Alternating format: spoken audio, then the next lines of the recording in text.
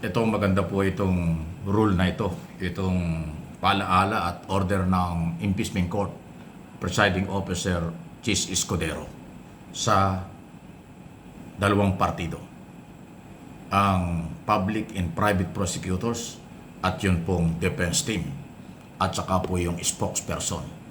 Kasi raw parang natatalakay sa media ang merito ng kaso kapag ka ang abogado ay siya ring spokesman.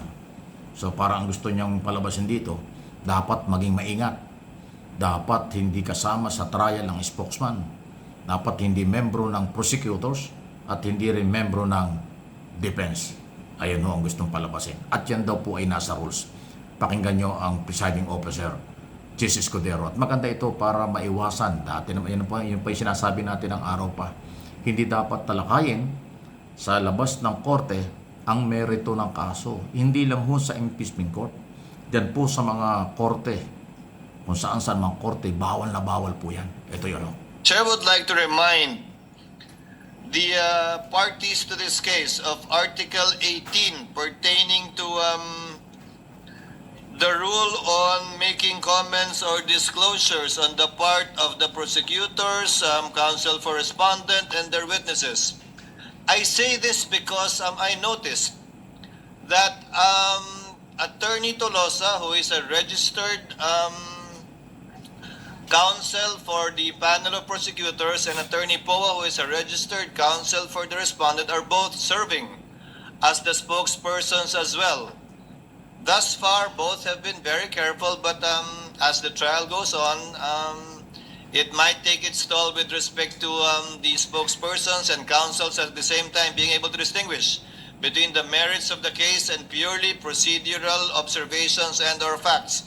So you might want to consider, in order to give a freer hand, nominating a spokesperson that's purely a spokesperson that is not limited by the rules of the impeachment court with respect to what he or she can say.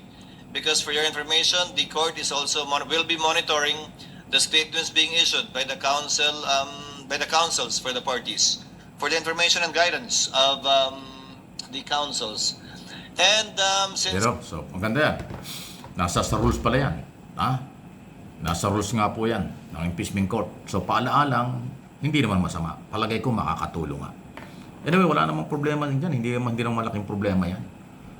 Ang dami naman pwedeng maging spokesperson ng defense team at saka ng prosecution. Katulayan ng prosecution, ang dami ng spokesman nila. Si Congressman Adjong, dating Congressman Ace Barbers, Congressman Ko. So tatlo na yun eh. Tapos marami pang mga congressman na nagsasalita rin sa media dahil talagang tulong-tulong po ang mga congressman dyan. Yan ho yung isa sa mga dahilan. Baka isipin ng defense team, talo sila sa dami ng tagapagsalita ng Kongreso o ng prosecutors. Totoo po yun. Kasi buong Kongreso, huwag natin kalimutan, 200 plus yung nag-endorse ng kaso. At 2 beses, in-impeach ng Kongreso ang Vice President. So talagang majority, super majority ng Kongreso noon at ngayon ang complainant dito. Silang nag-endorso. Kaya hindi mo maiwasan at pwedeng pagbawalan na yung mga congressman nagsasalita sa media kasi sila merong authority. Dahil sila ay nag-endorso ng kaso. Sila ay talagang sumusuporta sa public and private prosecutors. Kaya marami sila. Ayun.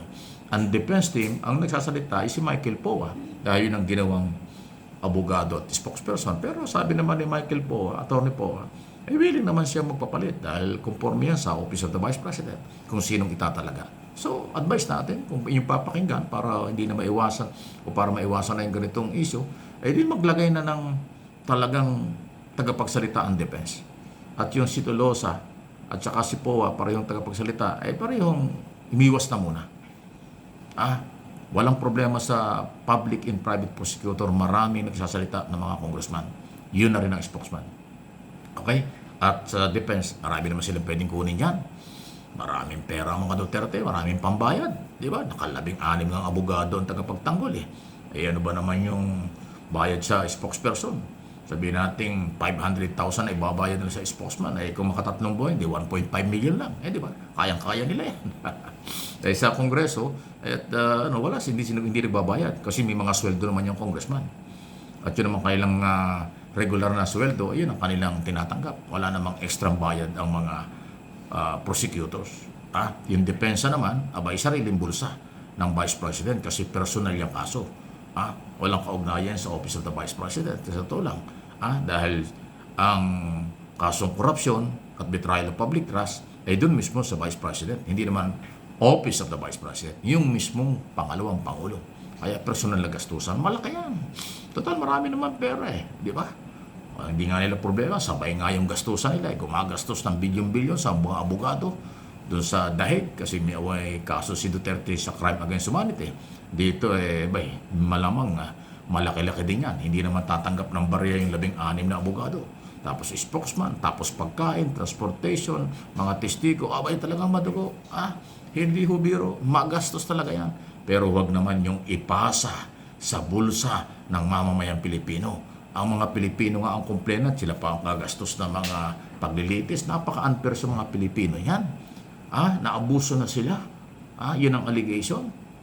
Pagkatapos sila pa yung gagastos, wala namang gano'n. Napaka-unfair talaga. So anyway, maganda po yung paalaalang yan at paalaala para nga po maiwasan ang makaapekto sa ongoing trial sa pagtalakay sa media. Ako alam ko yan. Noong ko pa naman sinabi yan Talagang may limitado. Kaya nga hindi natin masyadong natatalakay ang totoong mga merito dahil kasi bawal yan. Maliban na lang kung ating aktual na naririnig na sa ongoing trial. Kaya nga inilalive ko yung trial kasi sa kanila lang kagaling yun. Pero after ng trial, before trial, hindi tayo pwedeng magsabi pa na kung ano-ano. Dahil kasi bawal yun. Okay? Alam natin yung contempt power ng korte, ng mga judge sa korte o maging sa impeachment. Kasi meron silang contempt power pagka pinangunahan sila ng kung sino man sa labas ng korte. Ayun, paalala lang hindi ito pananakot. For news and for information lagi ang ating ginagawa. Base ang aking opinion, interpretation, analysis at suggestion sa kaganapan. Nangyari na at pwedeng mangyari pa. Ayun. Sige. Mag-subscribe po kayo at mag-follow sa ating mga channel. Maraming nanonood pero yung iba hindi yata nagsusubscribe. Subscribe po kayo sa aking mga channel. Ating mga channel. Mike Abe Opinions at MA Pinoy TV. 2 channel lang yan. Madali lang po yan. At isama na rin siyempre sa ating mga Facebook page. Nandiyan din po tayo. Ingat lang po. So medyo matagal-tagal, 1 linggong walang trial. Babalik ang actual trial sa July 29. Kasi nga merong SONA sa Lunes, merong kontra SONA opposition sa Tuesday, kaya Wednesday alas 10 ng umaga, idinidiin natin yon. Baka mag-abang kayo ng alas 2, tapos na yun, patapos na. Alas 10 ng umaga hanggang alas 3 ang gagawing trial sa mga susunod ng araw at linggo. Kasi nga may trabaho na ang mga senador. Balik regular session na sila.